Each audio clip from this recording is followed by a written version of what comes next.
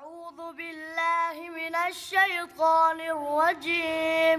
بسم الله الرحمن الرحيم. سبح اسم ربك الأعلى الذي خلق فسواه والذي قدر فهدى والذي أخرج المرعى فجعله غثاء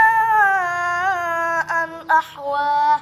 سنقرئك فلا تنسى إلا ما شاء الله إنه يعلم الجهر وما يخفى. ونيسرك لليسرى فذكر إن نفعت الذكرى. سيذكر من يخشى ويتجنبها